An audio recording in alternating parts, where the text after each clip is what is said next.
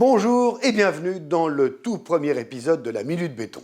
Et là, vous vous demandez, mais qu'est-ce que c'est que ce truc? Quel rapport avec le béton? Vous connaissez, c'est un drone, des hélices, une caméra et une radiocommande. Ça permet de faire ce que vous voyez à l'écran, des très belles images aériennes, idéales pour illustrer notre sujet du jour, les toits-terrasses.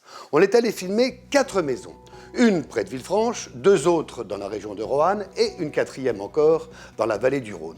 4 exemples de ce que les toits-terrasses permettent en termes d'architecture, d'esthétique, mais surtout en termes de performance thermique et énergétique. Première visite, cette maison, et notre guide, c'est Gérald Contat des Demeures Caladoises. Les toitures terrasses sont une mode d'architecture qui se développe. C'est vraiment un souhait de nos clients pour casser un petit peu les lignes, pour pouvoir rendre les terrasses accessibles et profiter au maximum de la vue. Ça permet aussi de casser les volumes, ça permet de jouer sur les couleurs d'enduit et ça donne une toute autre forme à la maison.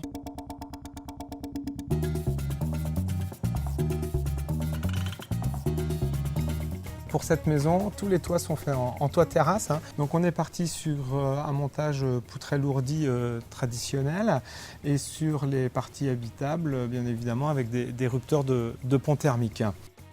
Pour assurer l'étanchéité, une membrane PVC que l'on vient remonter sur les acrotères. Et pour protéger ces acrotères, une couvertine alu décalée pour faire le casse-goutte et éviter toutes les coulures sur l'enduit. Et on voit qu'on n'a pas de salissure due aux différentes pluies.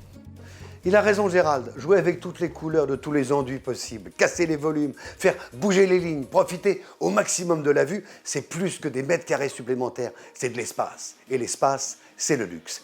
Et je n'oublie pas le confort. Écoutez le propriétaire. On se rend compte que l'isolation est vraiment un point fort de cette maison. On a même l'impression parfois qu'il y a un peu la clim. Donc un été plutôt agréable, été comme hiver, très très bonne isolation. Et ça se ressent sur la facture, ce qui n'est pas négligeable. Oh, stop! Regardez cette image. D'après vous, laquelle vous choisiriez? Laquelle des 2 maisons le client va choisir? Allez, on passe tout de suite à la 2e maison. Même constructeur, même région, c'est juste la nature du terrain et les désirs du propriétaire qui changent. Nous sommes sur une maison architecturée. On a une mixité entre les toits pentus et les toits terrasses sur cette villa. Le client souhaitait impérativement un espace ouvert sur la totalité. Et souhaitait aussi pouvoir accéder en partie à sa terrasse de la chambre de ses enfants. Ah, un point très important pour les constructeurs, mais surtout pour leurs équipes.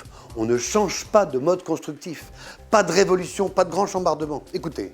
Les matériaux utilisés sont les mêmes que pour une construction classique. On va aller remplacer les charpentes et les tuiles par des planchers béton avec la contrainte de planchers à grande portée. Et oui, c'est tout simplement des mètres carrés supplémentaires pour pas très cher. Avec les toits terrasses, on est vraiment dans la recherche architecturale. Toute la réussite d'une maison avec des toits terrasses passe par une harmonie des matériaux et la discrétion des matériaux. À partir du moment où la terrasse est accessible, il faut qu'on reste dans l'harmonie de la maison individuelle, dans les teintes aussi par rapport au crépi. Des couvertines alu, le choix de la couleur est important et derrière on a aussi bien évidemment le côté réglementaire au niveau des garde-corps. Regardez, l'idéal quand le terrain le permet évidemment, c'est de profiter au maximum de la vue. Quand le contexte, la vue des voisins, la vue du terrain le permet, là on les rend accessibles puisqu'il y a une vraie valeur ajoutée pour la maison et un vrai confort de vie. La terrasse accessible est une pièce supplémentaire qui ne coûte pas bien cher. Vous avez vu dans ces maisons, les propriétaires ont choisi pour le moment de les rendre accessibles ou pas, de les aménager ou pas. Ils pourront, quand ils le voudront, les recouvrir de dalles, de gazon, de transat, en faire un potager, un jardin sauvage avec des herbes folles, ou même les laisser en état si ça leur dit. À eux d'inventer la vie qui va avec. Et bien justement, tiens, direction Roanne, on va retrouver un autre constructeur, Olivier Robrook, les maisons Cécile Robin, s'il vous plaît, toiture végétalisée. Cette maison à énergie positive a été construite avec le système béton GBE, qui est un système de voile béton fini à l'intérieur, qui comprend une structure de 14 cm. On a le mur et le plafond qui sont coulés dans un seul et même ensemble de béton blanc autoplaçant, qui nous permet d'avoir une finition de béton brut, mais qui n'appelle pas d'autres finitions comme la peinture ou des choses comme ça. Et vous avez par-dessus cette dalle de structure 2 couches d'isolant de polyuréthane de 2 fois 120 mm. Donc on a 240 mm d'isolant sur lequel nous sommes venus rajouter donc notre étanchéité et notre toiture végétalisée. Ah, un point très important. La toiture terrasse, malheureusement, n'est pas comptabilisée dans les moteurs de calcul thermique. Et il faudrait que ça change, parce qu'elle permet à l'inertie du béton de donner à plein. L'inertie, le fameux R. R comme résultat. La toiture terrasse nous permet, sans mettre à mal la structure, d'augmenter la superficie et de permettre à nos clients soit d'agrandir leur construction, soit d'agrandir leurs extérieurs par un toit végétalisé ou par une toiture terrasse accessible. Voilà Jérôme avec quoi nous végétalisons nos toitures. Je te propose de te la passer. Oh, merci Olivier, c'est très gentil. Et en plus, pas d'arrosage, pas besoin d'entretien. Allez, on reprend les airs, on reprend notre drone. Pour notre 4e maison, je vous emmène du côté de Roanne. Alors, vous allez voir, les images sont assez troublantes. D'abord parce que la maison est toute neuve, qu'elle a des formes très géométriques.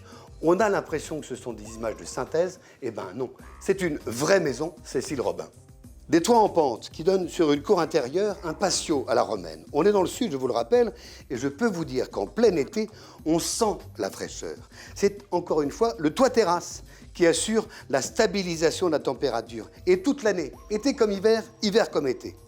Tiens, pendant qu'on y est, je voulais vous dire qu'il n'y a pas que les propriétaires de ces maisons qui sont ravis. Il y a aussi biodiversité, les abeilles et les papillons. En résumé, les toits terrasses, c'est bon pour la nature, c'est bon pour le confort thermique, c'est bon pour le bilan énergétique, c'est bon pour les mètres carrés en plus, c'est bon pour le portefeuille, c'est bon pour le moral, c'est béton.